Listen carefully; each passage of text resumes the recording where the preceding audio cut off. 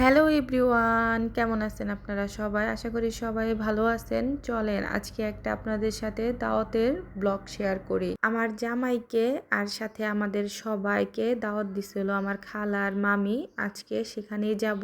আমি, আমার ছোট বোন আর আমার মেয়ে একই সেম কালারের ড্রেস পরলাম। আর কেমন লাগলো অবশ্যই সেগুলা জানাবেন। তাহলে চলেন ব্লগটা দেখে আসি একবারে শুরু থেকেই। আমার খালা একেবারে সকাল থেকে আমাদের দাওয়াত করছিল।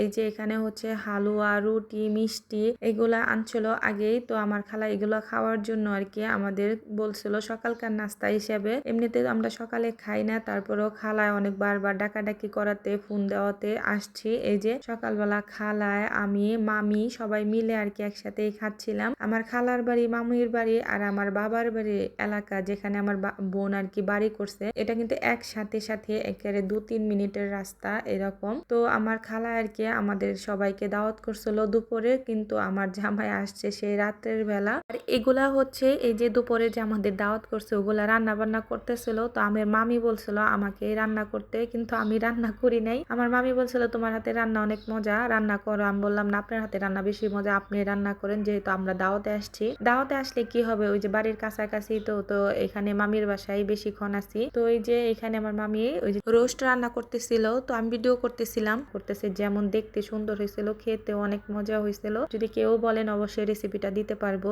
তারপরে এই যে আমি সকালকার নাস্তা খাওয়ার পরে এই যে এখন বোনের বাড়িতে চলে যাব রেডি হয়ে, তারপরে আর কি আবার আসবো। এদিকে হচ্ছে যে আমার মেয়ের কাজ, ওই যে আমরা সকালকার নাস্তা খাইতে আইছি খালার বাড়ি। এটা আমার খালার বাড়িতে কাজ করতেছিল, যেহেতু খালার ঘর বাড়ি সবকিছু নতুন করে আর কি বাড়ি করতেছে খালা। এই যে এখানে এটা হচ্ছে আমার খালার বাড়ি আর এটা হচ্ছে মামার বাড়ি, একেবারে পাশাপাশি। তাই আমার খালার এখন সবাই মামার বাড়িতেই থাকতেছে, যেহেতু ঘর বাড়ি সব নতুন করে করতেছে, ভাঙছে সবকিছু। আর আমার খালাই তো বিদেশ থাকে, তো কিছুদিন পরে সেও চলে যাবে, তো এই কারণে আর কি। আর আমার মেয়ে বালি পেয়ে তো মহাখুশি, বালি পেয়ে বালির মধ্যে খেলা লাগছে। তো আমি বললাম চলো বাসায় যাই, গোসল করে নতুন জামা পরে তারপরে আবার আসবো আন্টিকে নিয়ে, কিন্তু না, সে যাবে না, সে এখানেই খেলবে। তারপরে এই তো আমরা বাসায় চলে আসছিলাম। আর এই যে দুই বোন একই রকম সেম কালারের সেম ড্রেস পরছি। এটা আমরা একটা পেজ থেকে আনছিলাম ড্রেসগুলা। তো কারো যদি নিতে ইচ্ছা করে তাহলে আমি পেজের নামটা মেনশন করে দিব। ড্রেসগুলা যদি ভালো লেগে থাকে অবশ্যই আনতে পারেন, খুবই ভালো ড্রেসগুলা। আর এই যে আম্মাজানকেও পরাই দিয়েছিলাম, কিন্তু সে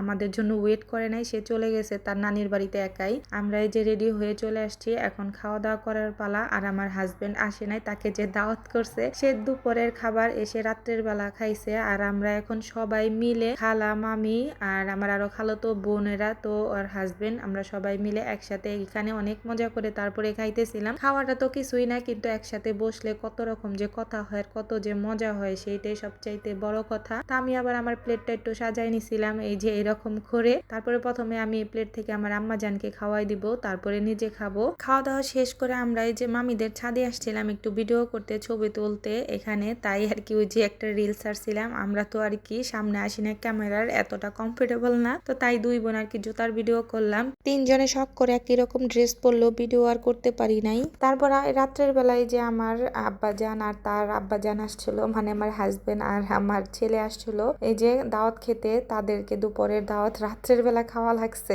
কি আর বলবো এইসব কথা। এইগুলা এখানে আমরা মজা করে বলতেছিলাম যে দুপুরের গরম গরম না খেয়ে এখন ঠান্ডাটা খাও। আর এই যে দেখেন এখন কত রাত হয়ে গেছে, প্রায় সারাজানের পরে তারা আসছে। খাওয়া দাওয়া শেষ করে তারা বাপ আর ছেলে চলে গেছে, তো আমি আবার থেকে গেছিলাম বোনের বাসায়। আচ্ছা, ভিডিওটা কেমন লাগলো কমেন্ট করে কিন্তু অবশ্যই জানিয়ে যাবেন। ভালো লাগলে একটা শেয়ার করে দিবেন। আজকের মতো এখানেই বিদায় নিয়ে নিচ্ছি। আসসালামু আলাইকুম, আল্লাহ হাফেজ।